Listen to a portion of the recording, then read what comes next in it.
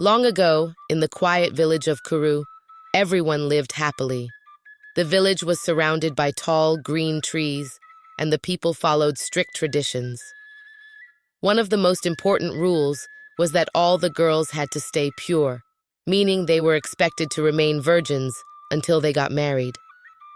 This rule was deeply respected by everyone in Kuru, and they made sure all the girls followed it. The parents in Kuru were proud of this tradition, believing their daughters were pure, and they often boasted to each other, saying, "My daughter is pure, just like all the girls in our village." They saw it as proof of good upbringing and respect for their customs. But one day, a terrible curse hit the village, and to break it, they learned that only a true virgin could help. It was also said that the girl who succeeded would marry the prince, and her family would receive many gifts and wealth. Excited by the chance for their daughters to become royalty, every parent brought their girls to the palace, confident that their daughters were virgins and eager to win the prize and save the village. As the crowd gathered, Abaji, the village oracle, came forward with a large pot. He told the crowd, "In this pot is a special necklace blessed by the gods. Only a true virgin can take it out. This is the test the gods have given us to find the one who will perform the sacrifice." The girls lined up nervously as their parents watched with confidence. One by one, the girls reached into the pot, but each time they came up with nothing. The atmosphere grew tense as each girl failed, including the chief's daughters, who were known for their beauty. The villagers were shocked, and whispers filled the air. How could this be? Even the chief's daughters couldn't retrieve the necklace. The elders looked worried and confused because they had always believed the village girls were pure and followed the traditions they valued. But now, it seemed, something was terribly wrong. News of the failed test spread quickly through the village, causing disbelief and shock. The girls began to cry out, "It's not our fault, it's Auntie Isime." Rumors started to spread, and people began blaming Isime, the stranger from the city. The villagers murmured, accusing her of bringing chaos and misfortune to their once peaceful home. "She came here and changed everything," an elder woman grumbled. "Our girls used to follow the traditions, and now look at what has happened." Another villager agreed, saying, "Isimi brought city ways to our village and made the girls forget who they are." The story began when a girl named Isimi came to visit her aunt in the village of Kuru. Isimi was from the big city and was very beautiful. She always wore bright and revealing clothes that caught everyone's attention. Isime walked through the village with confidence, like a queen, and everyone noticed her, especially the men. As Isime passed by, the men would whisper, "Wow, look at her, she's so beautiful." The village girls watched her too, admiring how she dressed and walked, wishing they could be like her. "I want to wear clothes like Isime," one girl said. Another added, "She looks so confident and pretty." The girls in the village didn't know much about Isime, but they were fascinated by her.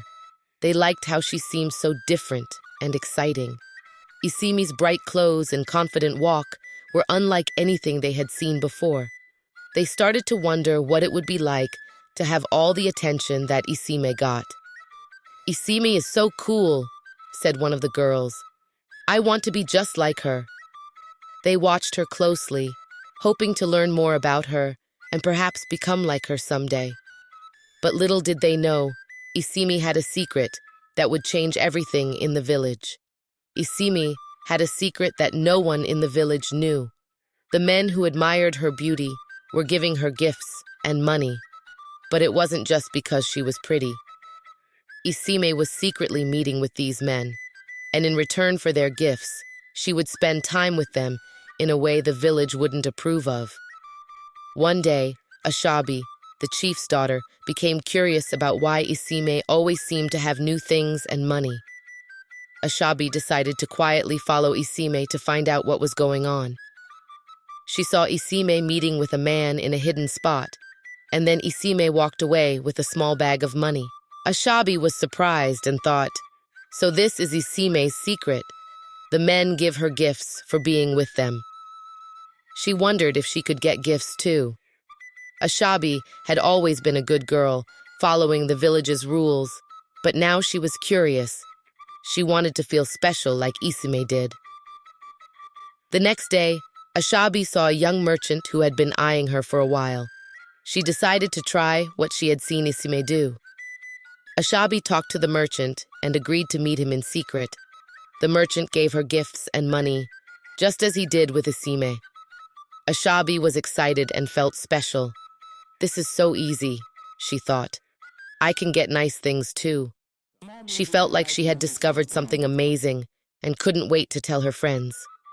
Little did she know, this secret was going to cause big changes in the village. Ashabi couldn't keep her discovery to herself.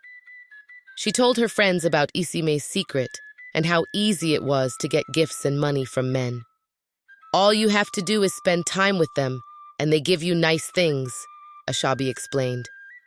Her friends were shocked at first, but then they became curious too. Soon, more girls in the village started to follow Isime's example. They began wearing makeup and dressing in ways that would catch the men's attention. The girls wanted to feel special and get gifts just like Isime and Ashabi. They whispered to each other, if Isime and Ashabi can do it, why can't we? Isime noticed the change in the village girls and saw an opportunity. She started organizing meetings between the girls and the men, taking a share of the gifts and money the girls received. Isime told them, I'll set everything up, and all you have to do is be nice to the men. The girls trusted her and followed her instructions.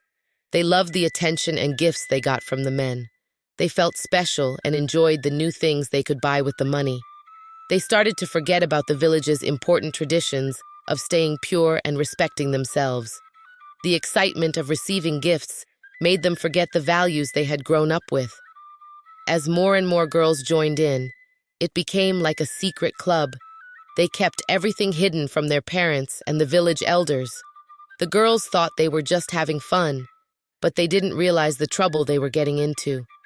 The secret was spreading, and it was changing the village in ways no one expected. As time passed, more and more girls in the village started to join Isime's secret meetings with the men. What began as a few girls seeking gifts turned into a common practice. The girls would meet with the men, not just for the gifts anymore, but for the attention and excitement it brought them.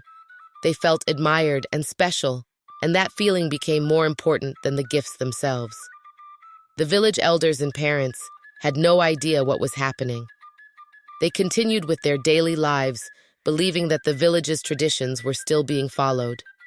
The elders often spoke about the importance of purity and respect, thinking the girls were listening and following their teachings. They didn't know that the strong tradition of keeping the girls pure until marriage was being broken. The girls kept the secret well hidden. They acted normally around their families, attending village gatherings and participating in daily chores. But behind closed doors, they were living a different life, one that went against everything the village stood for. The taboo of meeting with men in secret had become a norm among the village girls. They no longer felt shame or guilt about their actions. Instead, they saw it as a new way of life, one that gave them freedom and attention. They had drifted far from the values they had been taught, and the once strong traditions of Kuru were quietly crumbling, unnoticed by the elders and parents. One day, something terrible happened in the village of Kuru. Plants began to wither, their leaves turning brown and dry. The animals, usually so full of life, started falling sick and dying. Worst of all, the villagers themselves began to suffer. Many people fell ill with strange symptoms that no one had seen before. It was a dark and frightening time for everyone. The villagers were scared and confused. They didn't know what was causing the sudden misfortune. They had always followed their traditions and respected the gods, or so they thought. Desperate for answers, they decided to visit the oracle Abaji, who was known for his wisdom and connection to the spiritual world. The villagers gathered at Abaji's home, their faces filled with worry. The elders spoke first, explaining the situation and asking Abaji what they could do to stop the curse. Abaji listened carefully, his eyes closed as if he was deep in thought. After a long silence, he finally spoke. "The gods are angry," Abaji said, his voice solemn. "They are displeased with the village because the traditions have been broken. The purity that was once held dear has been lost. To appease the gods, we must find a maiden who is truly pure, untouched by any man, to perform a sacrifice." The villagers gasped in shock. They had always believed their daughters were pure, but now they were faced with the possibility that something had gone. The villagers did as Abaji instructed, and every maiden was tested to find the pure one who could perform the sacrifice. To their shock, none of the maidens passed the test. The truth was finally revealed. The village's traditions had been broken, and the girls had been living a life that went against everything they had been taught. The villagers were devastated. They had lost their connection to the gods, and their once peaceful village was now cursed. The elders and parents realized that their pride in their daughter's purity had been misplaced. They had failed to see the changes happening right under their noses. The village had been blind to the influence of Isime and the new way of life she had brought with her. Now, they had to face the consequences. Isime's influence had led the village girls down a path that went against their traditions, and the entire village paid the price. The once proud people of Kuru were left to pick up the pieces, knowing they had lost something precious that could never be fully restored. The curse had taken its toll, and the village of Kuru would never be the same again. I hope you enjoyed the story. If so, please like the video, comment on what you learned from the tale, and don't forget to subscribe to the channel for more enchanting tales just like this one. Thank you.